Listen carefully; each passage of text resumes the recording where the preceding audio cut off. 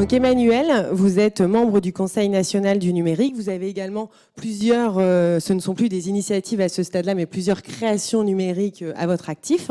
Vous êtes basé dans l'ouest de la France. Alors justement, par rapport à toutes ces expériences et surtout à votre expérience de membre du Conseil national du numérique, je suppose que vous avez une vision macro sur ces évolutions technologiques. Et j'ai envie de vous poser la question toute simple. Est-ce que l'un des grands enjeux de la digitalisation et de la robotisation serait justement d'inventer des emplois plus qualifiés ? Bonjour, merci d'abord à vous pour cette invitation. Je viens de l'ouest de la France effectivement, mais j'ai fondé une nouvelle entreprise à Lille il y a maintenant 1 an, le Chaudron, donc voilà, donc d'autant plus contente d'être avec vous aujourd'hui.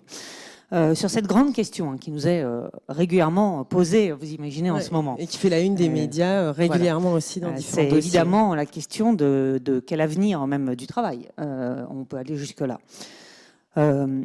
Il y a plusieurs certitudes, dont l'une des premières certitudes, et je suis désolée de cette réponse presque de Normand, même si je ne viens pas de là, qui est de dire, globalement, on ne sait pas. Il n'y a pas de réalité, il n'y a pas de vérité aujourd'hui, d'abord, premièrement.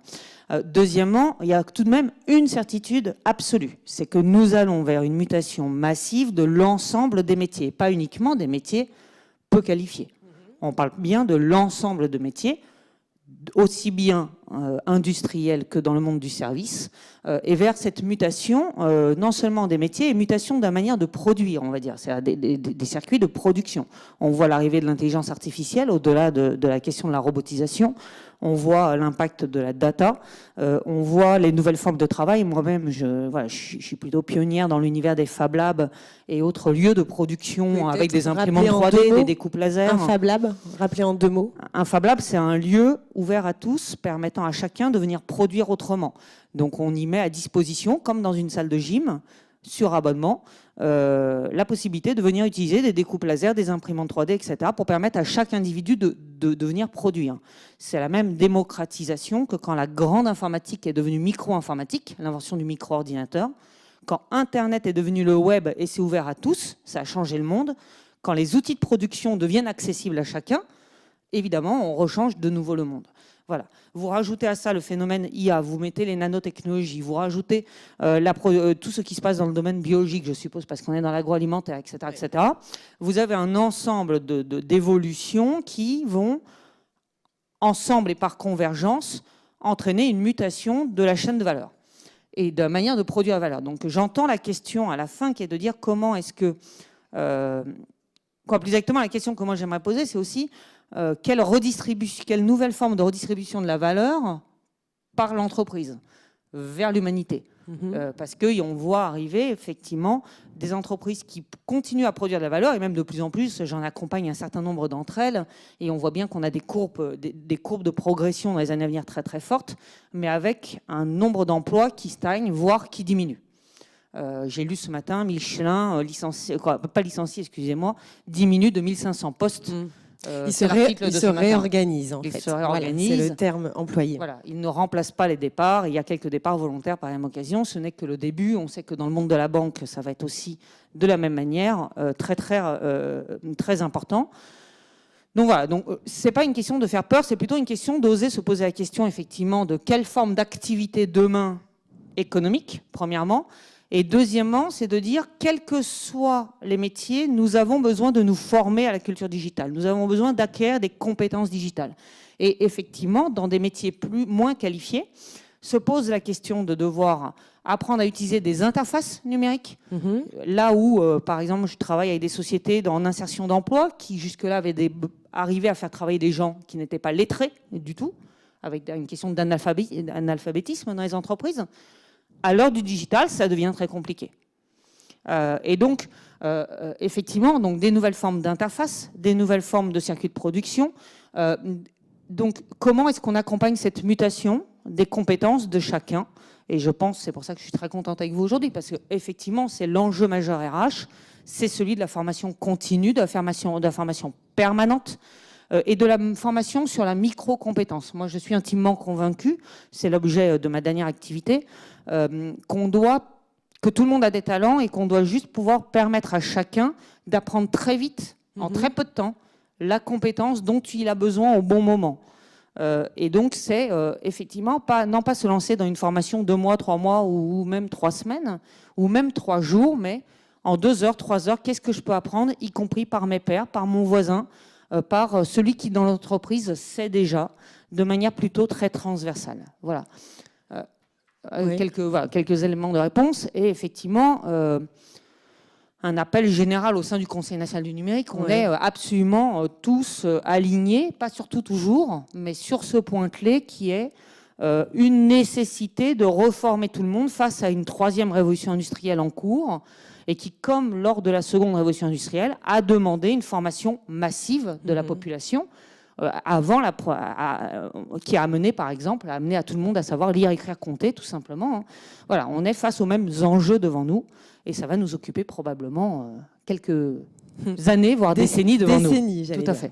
Et donc, justement, en préparant, j'ai lu certains propos, notamment du cabinet de conseil en stratégie Roland Berger, qui est un cabinet international qui est basé en Allemagne, mais qui a un rayonnement international et qui est plutôt alarmant de son côté, qui parle d'ici 2025 d'une suppression de 3 millions d'emplois. Alors, personnellement, je vois pas les choses de cette manière-là. Néanmoins, il se positionne sur ce créneau-là. Je suppose qu'il ne faut pas avoir peur. Il faut anticiper, se préparer. Oui, de mon point de vue, ce n'est pas alarmant. D'abord, je suis complètement plutôt d'accord avec ces chiffres et avec les analyses de Ramberger, mais ce n'est pas alarmant. C'est-à-dire que nous vivons une mutation sociétale. Nous avons la chance d'être plutôt les décideurs qui sommes là au moment où la mutation sociétale a eu lieu. Quand on a fait la 2e révolution industrielle, on a inventé le contrat social du XXe siècle, globalement. La question du travail salarié est intimement liée à la 2e révolution industrielle. Quand nous mettons en œuvre la 3e, quand nous sommes là au moment où ça se passe, et quand nous contribuons, on va dire, à la 3e révolution industrielle, nous devons avoir le courage de repenser le contrat social du XXIe siècle. Et donc, effectivement, est-ce que travailler même 35 heures par semaine dans un boulot alimentaire qui ne nous plaît pas, voire parfois qui nous abîme physiquement ou mentalement, qui ne nous valorise pas, et qui nous entraîne des heures de transport, de déplacement le matin, etc., etc. Du stress et compagnie. Est-ce que c'est vraiment ça la valeur de l'homme aujourd'hui dans la société? Ou est-ce que se dire, si l'automatisation, la robotisation permet de générer la valeur, et si cette valeur arrive à être redistribuée d'une manière ou d'une autre, à combien d'enfants on va arrêter de dire range ta guitare et fais un truc sérieux, va faire de la compta? Et j'espère qu'il n'y a pas de comptable, je suis désolée, mais voilà, c'est ça la question en fait.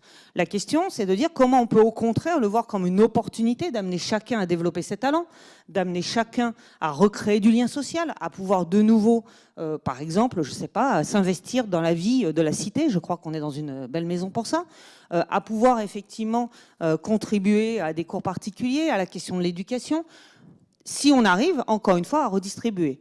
Donc la question que vous pourriez vous poser, c'est est-ce que je prône ou pas le revenu minimum universel?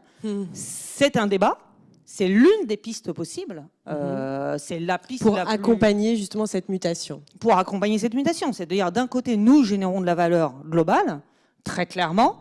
De l'autre, nous n'avons plus besoin de l'homme pour produire cette valeur, ou beaucoup moins.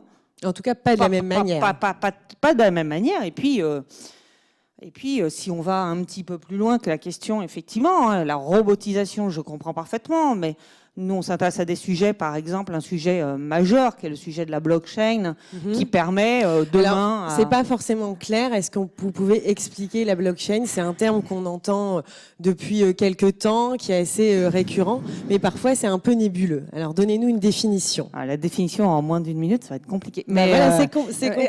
La blockchain, c'est compliqué. Globalement, la blockchain, c'est un nouveau système, c'est un nouveau, on va appeler ça une nouvelle architecture technologique, comme l'a été Internet. D'accord, qui vient permettre de créer un système de confiance entre des gens qui ne se connaissent pas et pour pouvoir assurer la validité de transactions. Donc, le premier cas d'application, c'est la monnaie alternative qu'on appelle le Bitcoin, qui a su démontrer, à travers les différentes crises monétaires, sa solidité. Qui est une monnaie virtuelle. Monnaie virtuelle. une prochaine cas d'application, ce sera tous les actes certifiants. Si vous certifiez un acte notarial, si vous certifiez une école dans un diplôme, si vous certifiez des échanges dans une chaîne de production entre deux machines qui disent « Tiens, moi, je suis Vous liez ça à l'objet connecté et vous pouvez imaginer que demain, mince, comment on appelle ça pour mettre sur des cargos avec du matériel dedans, un conteneur. Un conteneur. Vous pouvez imaginer que le conteneur demain sache peser le fait qu'il a bien acquis tous les matériaux et tous les ingrédients qu'il attend, que c'est bien les bons, et puisse auto-déclencher son départ sur un prochain bateau en payant lui-même les fournisseurs et en mettant lui-même à disposition les produits sur une place de marché, par exemple. Donc on va vers de l'automatisation, non pas seulement au sens robotique, non, intelligente, collaborative. Intelligente, collaborative, dans un nouveau monde qui va faire cohabiter d'un côté des objets qui gagnent une capacité à décider, de l'autre des données qui leur permettent de décider avec des flux de data, et de l'autre, là-dedans, des hommes.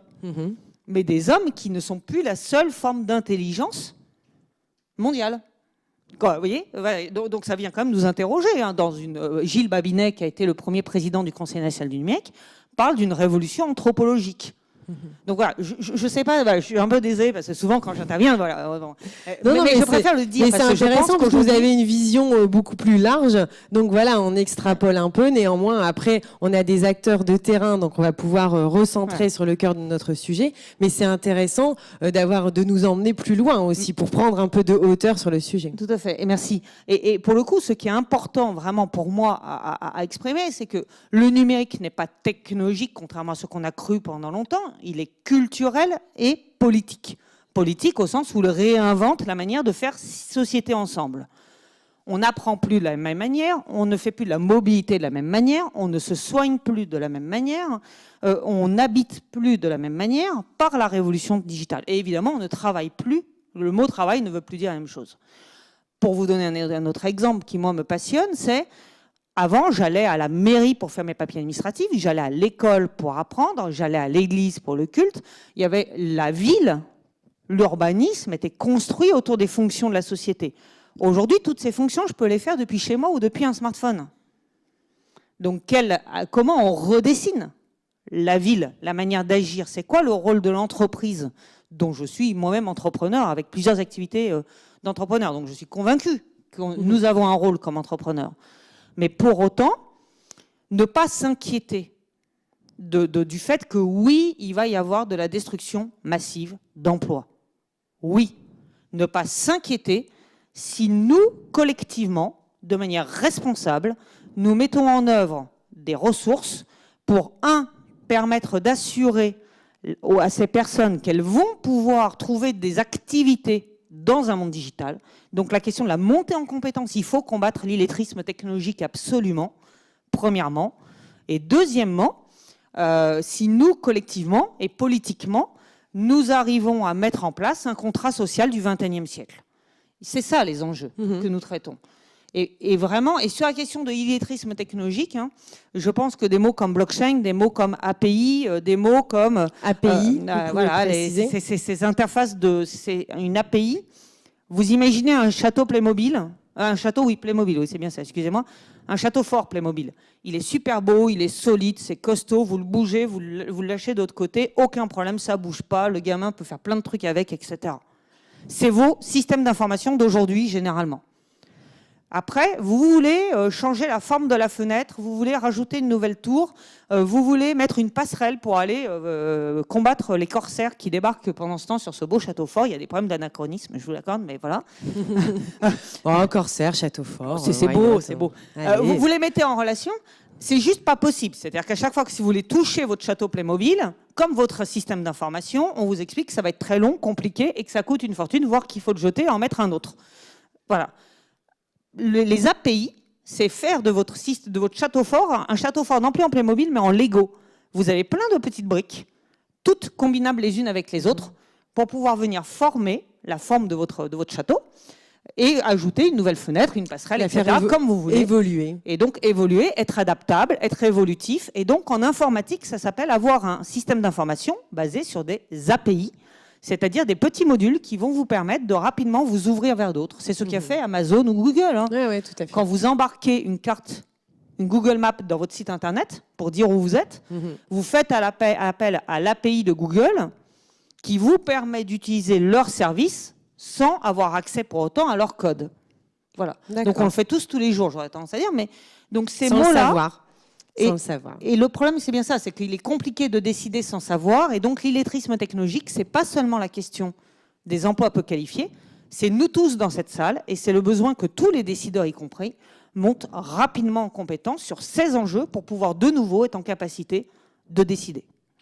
Merci. Alors justement, on va repartir sur la robotisation et le terrain avec Éric Ternisien, qui est donc directeur de l'usine Bonduelle de Vauvrecourt, qui est située dans le canton de Bapaume, dans le Pas-de-Calais, et qui a enclenché la robotisation il y a déjà quelques temps. Donc vous êtes dans l'usine depuis 2010.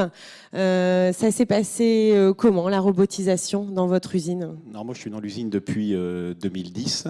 Il y a d'abord une première étape qui a été un peu plus d'automatisation. Et effectivement, plutôt que d'avoir des machines qui démarraient avec des boutons, je vais faire simple, on-off, on est passé avec des consoles, beaucoup plus de tactile qu'avant, et pouvoir faire dialoguer nos machines entre elles. Ça a été une première étape. Et puis l'étape suivante a été effectivement d'amener un peu plus de robotisation.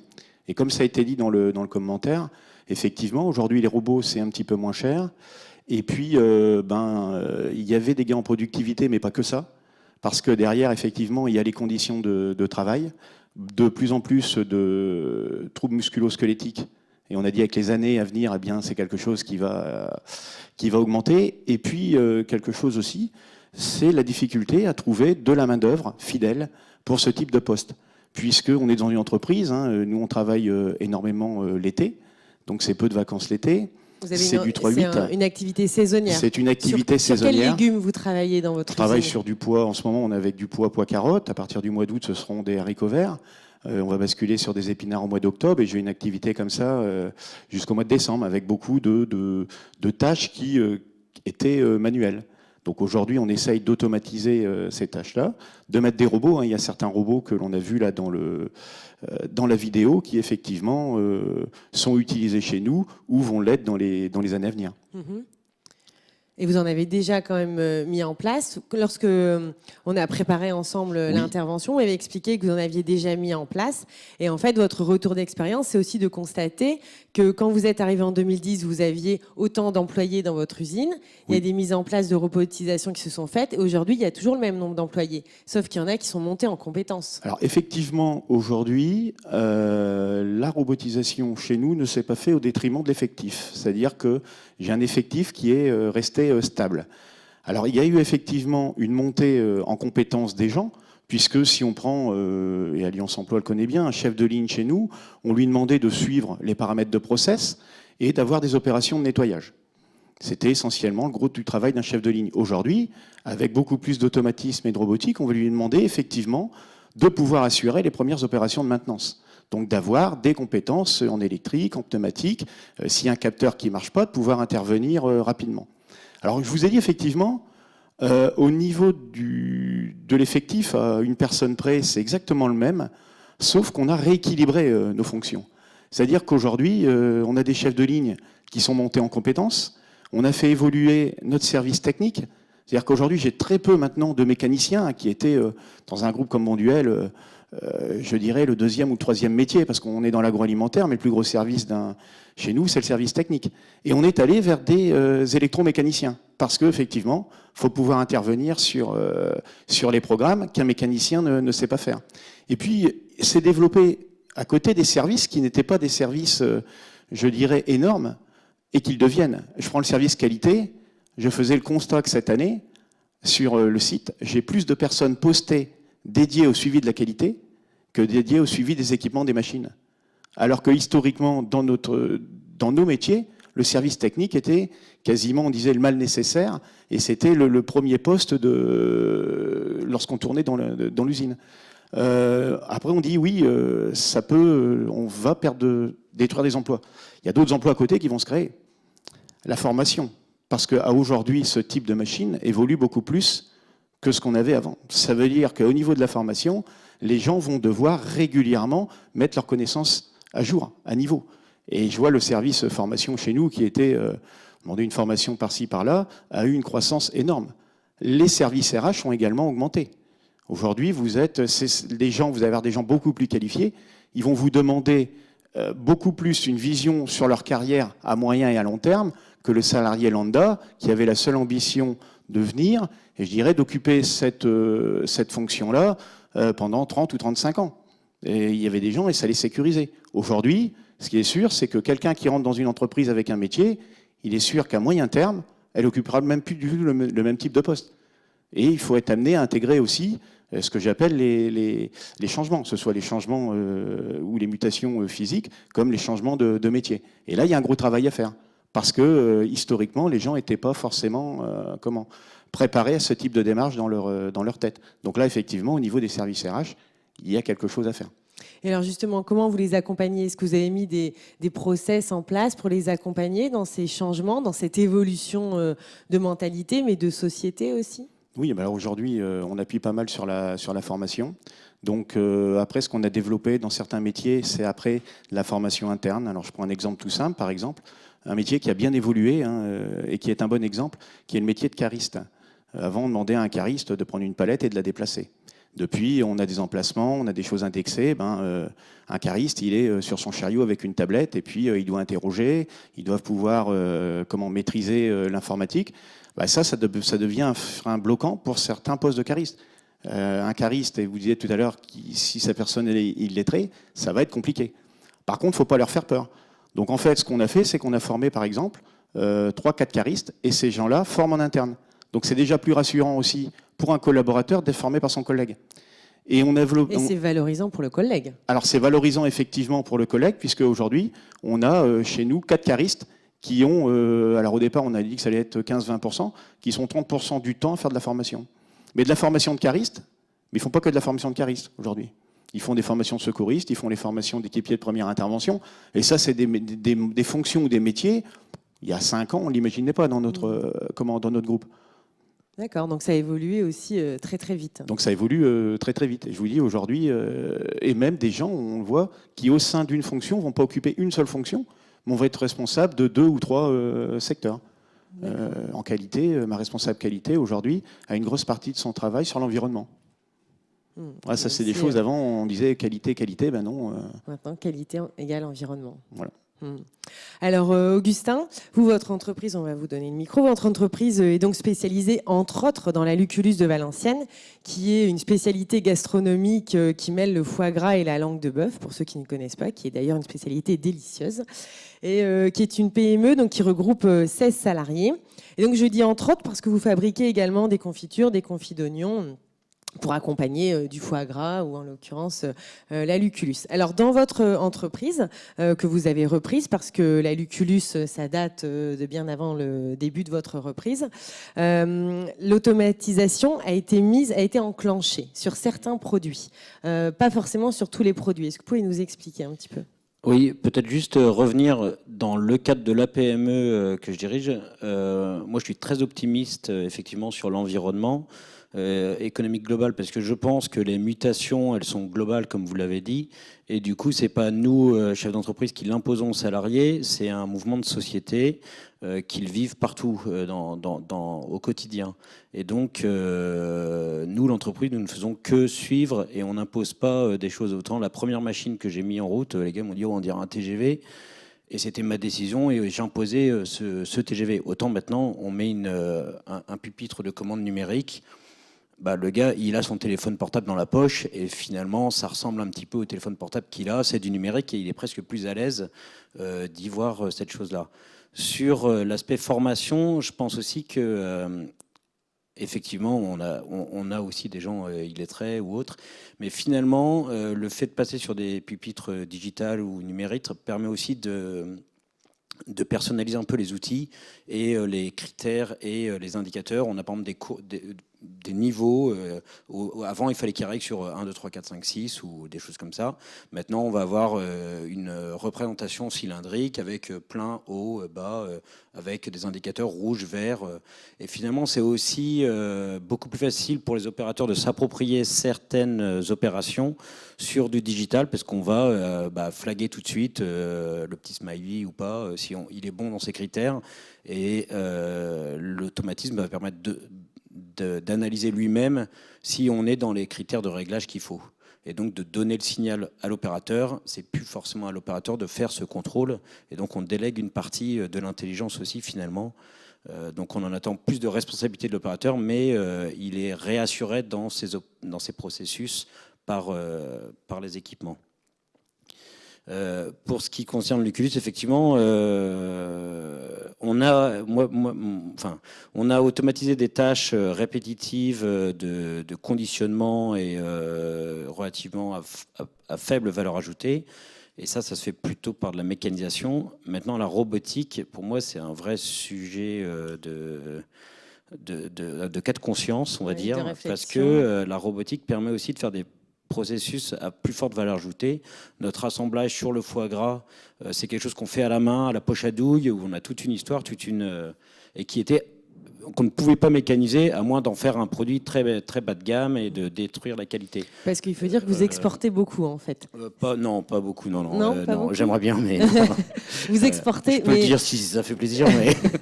mais c'est vendu à Hong Kong Oui, non, on vend effectivement en Asie. Parce qu'en fait, j'ai envie que la Luculus soit dans le monde entier, c'est pour ça. En Angleterre aussi, ouais. Mais, et on raconte cette histoire aussi de produits artisanaux faits à la main, assemblés à la main. Et c'est aussi un élément, entre guillemets, de communication et marketing. Oui, et de différenciation et historique, voilà, et d'authenticité du produit. Et on n'avait pas le choix, et c'était très bien comme ça. Maintenant, c'est vrai qu'avec la robotique, on pourrait répliquer des gestes qui sont faits par l'homme avec un savoir-faire de production manuel, artisanal presque. Et ça devient presque un cas de conscience de se dire est-ce qu'il faut passer sur de la robotique, étant donné la pression qu'on peut avoir sur les TMS, sur la pénibilité, sur les hausses de volume aussi, la flexibilité, la saisonnalité. Voilà, mais aujourd'hui, ça, j'ai pas la solution. Mais en tout cas, vous y pensez, c'est une piste. En tout cas, oui, il faut qu'on y regarde parce que ça va soit s'imposer à nous, soit, enfin, c'est là, c'est sur la table, et ça devient aussi très abordable. Il faut savoir qu'un robot, et en tant que PME, on avait toujours imaginé, on est à Valenciennes, les robots, c'était pour Toyota avec des investissements de millions d'euros. Aujourd'hui, les premiers robots en agroalimentaire, vous en avez à 100 000 euros pour des tâches assez simples et parfois même équipés de caméras qui vont analyser aussi la situation et pouvoir s'adapter au truc. Donc ça reste réalisable. Et quand vous me dites que voilà, vous y pensez à la robotisation, est-ce que vous avez déjà en même temps, en parallèle, imaginé comment accompagner vos salariés si vous décidez de passer à ça? Parce que, comme vous le dites, ce savoir-faire manuel, c'est aussi une technique. Donc c'est des techniciens qui la possèdent. Est-ce qu'ils vont pas se sentir dépossédés, remplacés par une machine? Comment on peut essayer de répondre à ça ou accompagner? Je ne sais pas si vous avez la réponse, que vous êtes en réflexion, mais je suppose que ça a dû également vous effleurer. Oui, tout à fait. Oui. Et on essaie d'impliquer les salariés dès le début dans la réflexion, déjà de leur montrer que ça existe, que ça peut être adapté à l'agroalimentaire. Ils le voient, de toute façon, tous nos salariés sont exposés à cette mutation du monde extérieur. Dans leur vie privée aussi, dans leur vie privée, vous allumez la télé à 20h le soir, vous avez que ça, et dans leur vie et au quotidien aussi. Donc, je pense que ça nous aide, cet environnement-là. Après, effectivement, de donner une partie de sa valeur ajoutée et de son expertise pour un salarié, autant le transmettre, c'est très intéressant pour eux de pouvoir former d'autres personnes, autant former un robot, c'est quand même pas passionnant. Et on peut avoir l'impression qu'on va se faire voler en fait son emploi, son savoir-faire, sa technicité. Eric, comment vous accompagnez vos salariés quand il y a un robot qui arrive pour remplacer des gens sur un poste concrètement? C'est la communication, vous parlez beaucoup au préalable, comment ça se passe?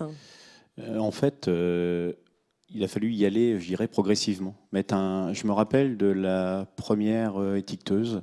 On avait des étiqueteuses qui étaient très très manuelles et on arrivait avec une étiqueteuse, où il y avait quasiment plus rien à faire et tout était piloté de très très loin. Et là, il y a eu deux types de populations. Une population qui a dit c'est chouette, qui a tout de suite vu ce que ça allait amener en plus. Une machine moins brillante, pas aller se mettre en dessous pour les réglages, et qui a tout de suite développé du positif. Puis une population qui a dit moi ça fait 30 ans que je fais ça, je vais pas y arriver, et qui est partie dans un état de stress complet. Résistance au changement. C'est pas une résistance au changement, c'est les gens ne voulaient pas aller dans le changement, peut-être par peur. Et en fait, on y est allé progressivement. C'est-à-dire qu'on a mis d'abord les volontaires, puis petit à petit, les gens, ils venaient voir comment ça tournait, puis comment tu fais ci, puis comment tu fais ça.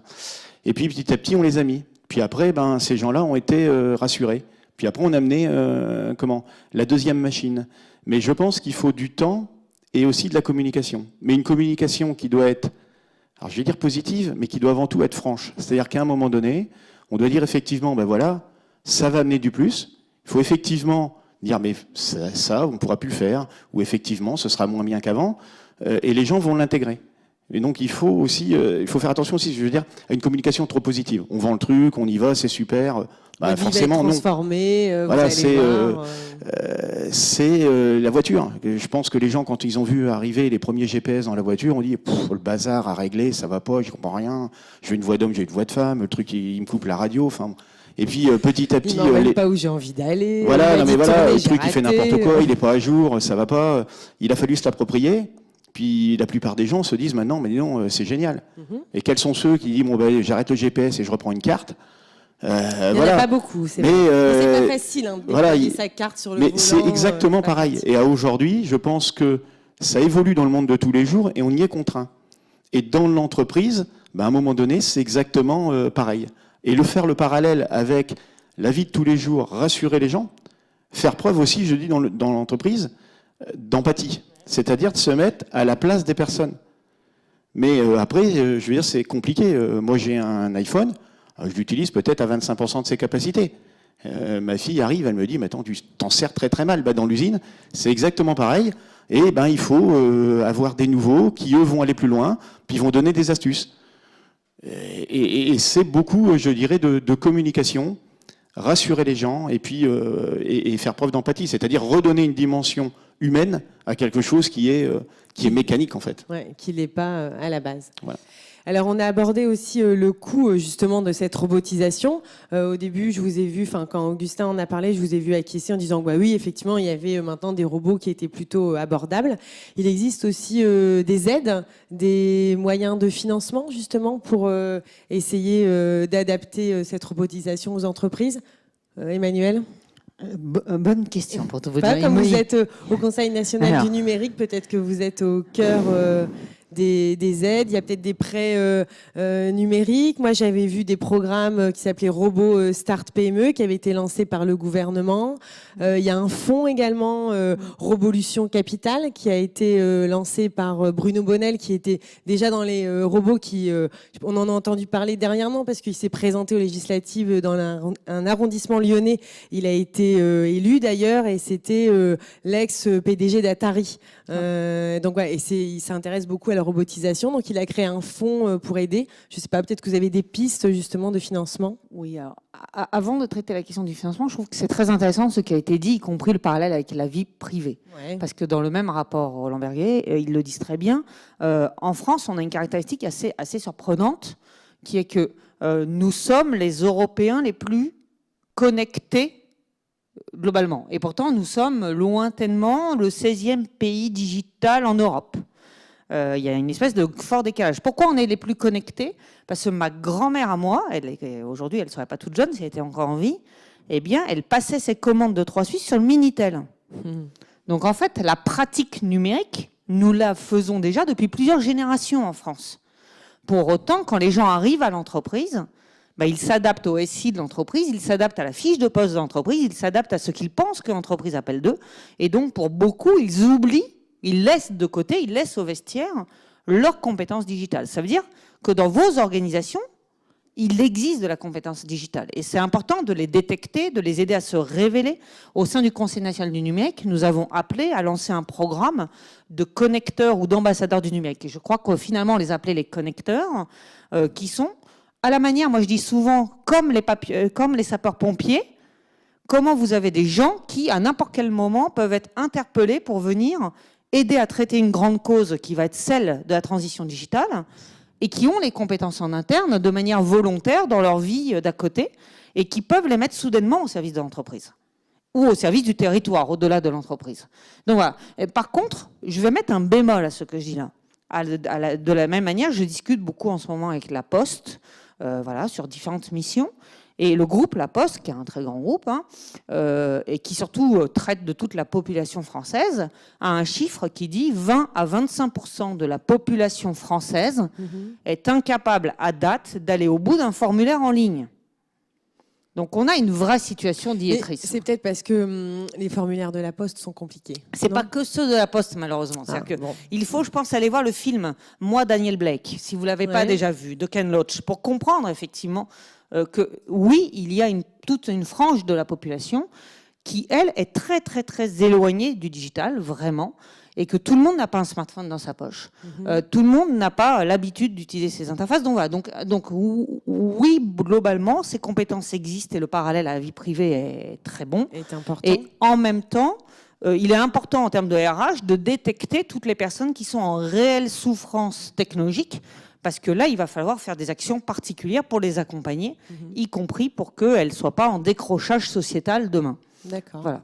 Sur la question du financement, on a édité au Conseil national du numérique un rapport qui s'appelle Croissance connectée, les PME contre-attaque, excusez-moi, partant du principe que il y a eu un effort important sur le monde des startups, mais qu'il était important maintenant d'accompagner la mutation et la transition et le potentiel de développement des entreprises, qu'elles soient PME, ETI, particulièrement, et on s'est concentré plus sur les PME, dans lequel effectivement on appelle à un certain nombre de mesures de financement qui sont plus aussi des aides à l'export et des aides d'accompagnement à ces plans de formation.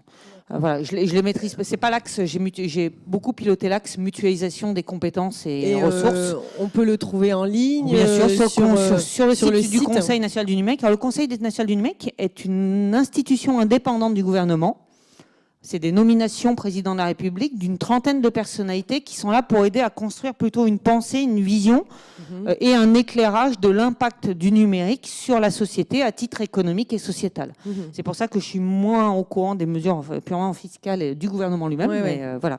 Par contre, oui, dans la région, en Pays de la Loire, je sais que la région cofinance l'investissement dans des robots. Donc, je suppose que sur un territoire comme le vôtre, sans problème. Bah oui, dans les Hauts-de-France, en plus, avec REF 3 qui a été mis en place, il y a également des possibilités de financement. Donc ça, il ne faut pas hésiter de se rapprocher des institutions compétentes. Eric, si vous aviez un conseil à donner à Augustin s'il veut se lancer dans la robotisation?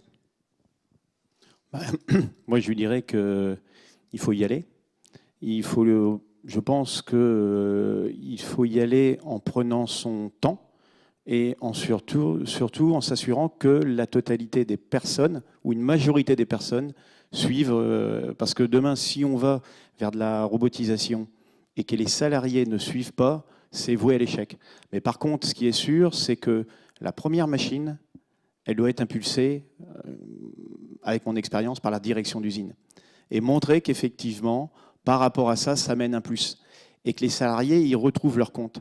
Et si à un moment donné, ça marche bien, eh bien c'est les salariés qui vont proposer, qui vont dire on peut aller plus loin.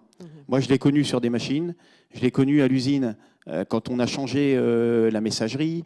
On travaille avec des agendas électroniques, alors que quand j'ai demandé à mon comité de direction de passer en agenda électronique, en gros, c'est casse-pied, ça ne va pas. Et puis maintenant, ils vont bien plus loin que moi, parce qu'il y a un tas de possibilités, et ils ont vu que ça leur faisait gagner du temps. Dans un premier temps, ça leur en a fait perdre. Oui, parce que c'est compliqué. Mais dans un deuxième temps, il faut savoir prendre du temps pour maîtriser un outil. Dans ces cas-là, on a l'impression d'en perdre, mais c'est un investissement. Parce qu'au final, on en gagne beaucoup. Tout à fait. Et je vais vous donner un dernier exemple qui était il y a 2 ou 3 jours. Mon responsable technique est venu me voir en me disant « Chiffre-moi l'installation pour connecter la totalité du site en Wi-Fi, pour pouvoir travailler avec nos fournisseurs à distance 24 sur 24. Donc, et c'est une demande que je n'aurais pas eue il y a 3 ou 4 ans. Par contre, ça va nécessiter, au niveau de certains techniciens, de monter en compétences, parce que nos machines ne sont pas forcément toutes françaises. Ouais. Donc ça veut dire qu'il va falloir se mettre à un anglais qui est un anglais technique. Ouais. Mais ce n'est pas pour autant qu'on ne va pas y arriver, parce qu'un anglais technique, il y a besoin de beaucoup moins de mots que pour un anglais si on veut. Il faut avoir les bons mots, entre guillemets. Et tout à l'heure, et là que j'ai la parole, vous parliez tout à l'heure du formulaire. Je ne suis pas convaincu, quelquefois, même sur des formulaires papier, on a jusqu'au bout, parce que c'est assez complexe. C'est fastidieux. Mais je vais vous donner un exemple qui peut marcher si on s'y prend bien. Nous, tous les ans, dans l'entreprise, on a une enquête, tous les 2 ans, pardon, une enquête sur ce qu'on appelle le climat interne, une 50aine de questions. Donc, la plupart des collaborateurs connectés, une 20aine sur les 100, reçoivent le formulaire informatique et puis remplissent, et les gens ont l'habitude de le faire. Et il y a 2 ans, je l'avais fait, puis après, moi, je récupère 80 papiers anonymes dans une urne qu'il faut envoyer parce que c'est traité une société qui doit être à l'étranger. Et je me suis dit, est-ce qu'on ne peut pas passer à 100% documents numériques? Le groupe m'a dit, écoute, si tu es l'usine, si tu es moteur, on va le faire. Donc en fait, on l'a fait. J'ai eu un taux de participation de 100%. 100% des gens ont répondu. Par contre, effectivement, je savais très bien qu'il y avait des personnes dans mon environnement qui avaient du mal à lire. Alors, ils ne vous disent pas qu'ils ont du mal à lire. Ils vous disent qu'ils n'arrivent pas à voir, ils n'ont pas pris leurs lunettes et qu'ils n'arrivent pas à voir les questions. Et parce que les gens ne le reconnaissent pas. Nous, on le sait, mais les gens ne vont pas le reconnaître. Et puis derrière, effectivement, ça nécessite un peu de manipulation. Qu'est-ce qu'on a fait? On a ouvert une salle, on a mis des écrans à disposition et on a ouvert une permanence de 10h à midi avec une personne qui peut les dépanner si ça coince. Donc, tout le temps ouvert, les gens qui savent viennent. Ceux qui posent des difficultés viennent entre 10h et midi et 14h et 16h. Et en fait, 100% des gens ont répondu. Donc, si on a la volonté de le faire, on peut le faire. Mais effectivement, il ne faut pas y aller comme ça trop vite. Il faut intégrer tous les paramètres à côté. L'accompagnement. Et le problème, c'est parce que quelquefois le questionnaire, le truc il bloque. Oui, ça marche pas. On pense que le message il doit être en français. Non, on est sur une version anglaise. Le message il est en anglais et c'est pas facile pour la personne. Mais c'est aussi, je dirais, la façon dont l'outil est conçu. Et effectivement, à côté, il faut une aide. L'accompagnement. Mais je pense que si on a la volonté de vouloir le faire, on peut le faire. D'accord. Augustin, on va terminer avec vous. Quand on a préparé, vous m'avez dit, en fait, moi, je pense à la robotisation, mais j'ai peut-être aussi des questions à poser. Alors, est-ce que vous avez une question à poser aux intervenants? C'est peut-être le moment par rapport à votre réflexion. Non, peut-être juste une réflexion, effectivement, sur ce que vous disiez sur la maintenance et faire monter les... Moi, j'ai pas de maintenance, par exemple, mécanique. Et je me dis qu'aujourd'hui, j'ai pas du tout intérêt à finalement embaucher un mécanicien parce que c'est le passé. On voit aussi qu'on peut externaliser finalement une grosse partie de la maintenance parce que par exemple, j'ai mis une doseuse qui est en ligne avec le fournisseur et le gars en Bretagne, il pilote ma doseuse et il peut m'optimiser les différents paramètres. Donc je ne sais pas si effectivement les opérateurs doivent être formés, mais après au niveau de la maintenance et de l'encadrement technique de la machine, comment aborder les choses? Est-ce que c'est plutôt de l'informaticien, des auto-électriciens? Enfin, je ne sais pas trop par où commencer pour accompagner les installations techniques. Chez nous, aujourd'hui, c'est plutôt des profils d'électromécaniciens. Il ne faut pas non plus avoir l'expert, parce que lui, l'expert, il va vous compliquer le truc à souhait, et derrière, il va se faire plaisir, mais ça va compliquer la vie du salarié, ça ne va pas forcément répondre à ce qu'on a besoin. De toute façon, vous le vivez dans la vie de tous les jours. Vous achetez des appareils, au départ, le vendeur fait bien son boulot, il vous vend tout un tas de trucs, puis après, vous n'en servez pas. Par contre, le fait d'avoir des électromécaniciens, aujourd'hui, nous, on est sur des profils électromécaniciens, et je dirais des gens qui sont,